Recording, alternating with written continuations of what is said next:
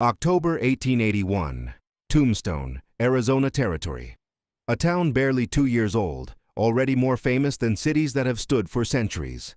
Silver money flows like water through these dusty streets. Fortunes rise overnight. Men who were broke on Monday wear diamond stickpins by Friday. But with the money comes something else. Tension that crackles in the air like static before a lightning strike. Every saloon, every street corner, every handshake carries the weight of what might happen next. Violence isn't a possibility here, it's a certainty. The only question is when. Today we're walking these streets as they were in that final October, not through Hollywood's lens, not through legend, through dust, danger, and documented truth. This is the town that made the gunfight famous. But there's so much more here than 30 seconds of violence. There's a complete world, brutal, ambitious, electric with possibility. A world that burned bright and fast, then learned to sell its own ashes. Walk with me. 1877. Empty desert, scrub brush and heat. Apache territory that most white settlers consider too dangerous, too remote, too worthless to bother with. Then a prospector named Ed Schieffelin arrives. People tell him the only thing he'll find out here is his own tombstone. He likes the name. Keeps it in mind. He finds silver instead. Rich silver. The kind of strike that changes everything. Within months, tents appear. Then wooden shacks. Then frame buildings. Then brick. A grid of streets gets laid down over ground that was empty 6 months before. By 1879, there's a town. By 1880, there's a city. By 1881, right now, the moment we're standing in, 7,000 people call Tombstone home. 7,000 people in a place that didn't exist 4 years ago. It's a boomtown with a countdown clock. Everyone knows it. The silver won't last forever. Nothing this good ever does. So they grab what they can, as fast as they can, while there's still something left to grab. That urgency, that racing against time desperation, it flavors everything here. Every decision, every risk, every bullet. This is Allen Street, the main artery, the spine of Tombstone. If the town has a heart, it beats here. It's early morning. The light comes in low and golden, catching the dust that never really settles. You can taste it in the air. Desert dust mixed with smoke from breakfast fires. Horse sweat. The sharp mineral smell of ore being processed somewhere in the distance. Wagons roll past, loaded with supplies coming in from Benson, 25 miles north where the railroad stops. Flour, whiskey, mining equipment, lumber. Everything this town needs to keep running has to be hauled across desert. The freight companies make fortunes on the markup.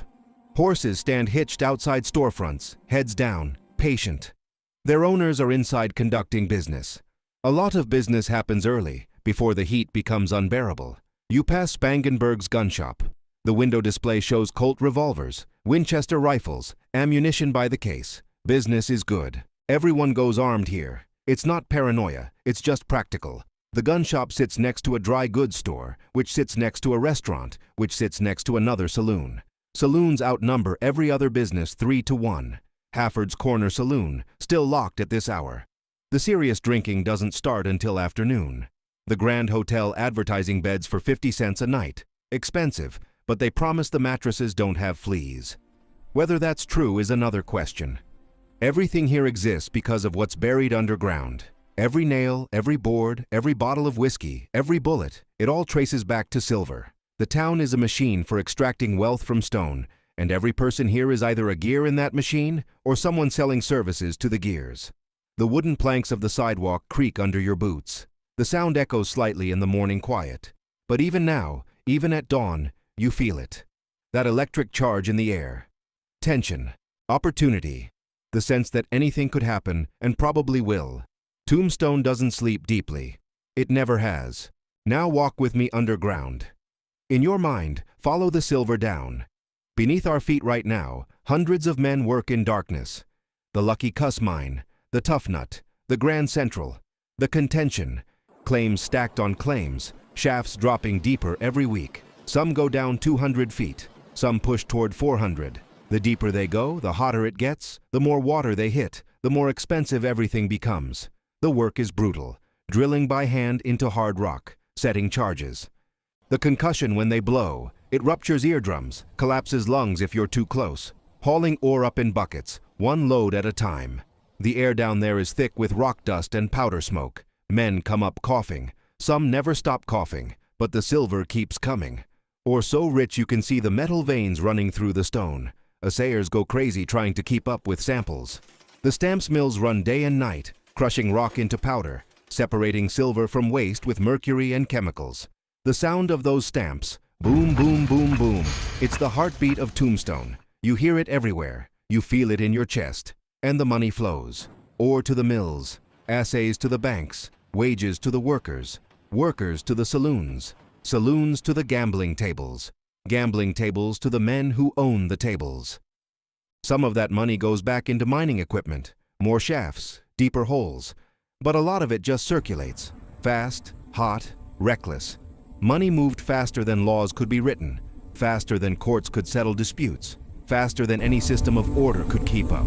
And that created something dangerous, a space where everything was possible and nothing was certain, where a man with a gun and enough nerve could reshape the rules to suit himself. Turn the corner with me. Look up. 3 stories of painted wood and glass. The Cosmopolitan Hotel. The finest accommodations in southern Arizona, or so the advertisements claim. Carpets shipped from San Francisco. A dining room with white tablecloths and silverware that matches. Oil paintings on the walls. A piano in the lobby that someone actually knows how to play. The hotel wants you to forget you're in the desert. Wants you to believe you're in San Francisco, or St. Louis, or Boston. Somewhere civilized. Somewhere safe. Across the street, Schieffelin Hall rises like a monument to ambition. The largest adobe building in Arizona territory. Theater performances. Actual theater, with actors from back east performing Shakespeare. Lectures on science and literature. Musical concerts. Ice cream socials where ladies in fine dresses pretend they can't hear the gunfire from the saloons 2 blocks away. Tombstone desperately wants to be respectable.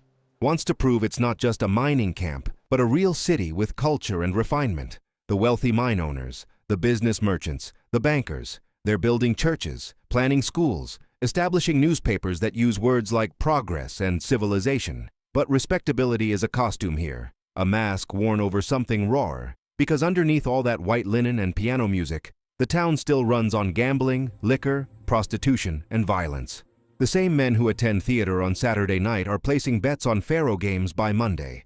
The same women who pour tea at socials know exactly which saloons their husbands disappear into after dark. Tombstone knows what it is. The performance of civilization doesn't change the reality.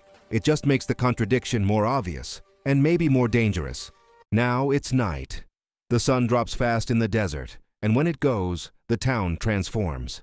This is the finest gambling house in Arizona territory, and everyone knows it. The bar is solid mahogany, shipped piece by piece from San Francisco. The chairs are upholstered in velvet, red velvet, because subtlety isn't the point. The mirrors behind the bar are floor to ceiling, reflecting lamplight and cigar smoke, and the faces of men calculating odds. The Oriental has rules. No fighting inside, disputes settled outside. But the rule doesn't prevent the disputes. It just relocates them. Down the street, the Birdcage Theater operates 24 hours a day, 7 days a week. It never closes. Music, women, whiskey, gambling, private boxes upstairs where anything can be purchased. The ceiling already has bullet holes, 14 of them by some counts, more by others. No one bothers to patch them. They're part of the atmosphere. This is where fortunes change hands, where grudges accumulate like debts, where pride matters more than profit, and reputation is worth more than money. A man can lose everything at these tables and walk away. But if he loses face, if someone disrespects him in front of witnesses, that has to be answered. With words first, if possible. With violence when words fail. And in Tombstone, words fail often. Here's the fracture line running through Tombstone. The courthouse, the jail, the badge. Virgil Earp, city marshal. His brothers Wyatt and Morgan as deputies. Doc Holliday, their friend. They represent order. Business interests, the people who want Tombstone incorporated, taxed, civilized. Republican politics, federal control, the people who profit from stability. Across from them, the cowboys. Not a gang, a loose network. Ranchers, rustlers, riders working the border country. Ike Clanton, Billy Clanton, Frank and Tom McClory, Johnny Ringo. They move cattle that isn't always theirs. They vote Democrat in a Republican town. They resent the laws the Earps enforce. The cowboys get accused of murder. Nobody trusts anybody. The Tombstone epitaph backs the Earps. The Nugget backs the Cowboys. The town chooses sides. By October 1881, the pressure is unsustainable. Threats have been made publicly. Guns drawn and not fired. Yet, everyone knows something has to break. October 26th, it does. Fire sweeps Allen Street. June 1881, then May 1882. Whole blocks burn. The mines flood. Water fills the shafts faster than pumps can drain them. Operating costs exceed profits. One by one, they shut down. Silver prices drop. The engine dies. People leave, rapidly. Thousands drain away. Miners, merchants, gamblers. The population collapses. Buildings stand empty. Saloons close. The Oriental goes dark. The birdcage shuts. The stamp mills, that constant heartbeat, go silent. By 1890, fewer than 2,000 remain. Quiet streets, empty windows, dust in doorways. The boomtown that rose in 4 years nearly vanishes just as fast. Nearly, but not quite. The town that should have disappeared learns a different survival trick. Tombstone doesn't fade. It freezes itself in 1881 and starts charging admission. By the 1920s, the gunfight is legend. Wyatt Earp, still alive, consults on Hollywood films, shaping his own story. Dime novels turn 30 seconds into an epic showdown. The town sees an opportunity. Why let the past die when you can sell it? Buildings get preserved exactly as they were. The birdcage, bullet hole still in the ceiling, becomes a museum. The OK Corral, that empty lot where 3 men died, becomes the main attraction. Television discovers Tombstone in the 1950s. Westerns make it famous worldwide. Tourists arrive seeking the myth. Daily reenactments begin. Actors recreate the gunfight multiple times a day, every day. The same 30 seconds, performed thousands of times across decades. Entertainment built on real violence. The irony is perfect. Tombstone survived because it died. The silver ran out, the people left, and that abandonment preserved what a living city would have destroyed. Emptiness became its greatest asset. Today, Allen Street looks remarkably like 1881. The storefronts, the wooden sidewalks, the scale. The town too tough to die. True, just not how the slogan suggests. It survived by becoming a monument to its own violence, by marketing mythology, by understanding that some stories are worth more than silver ever was.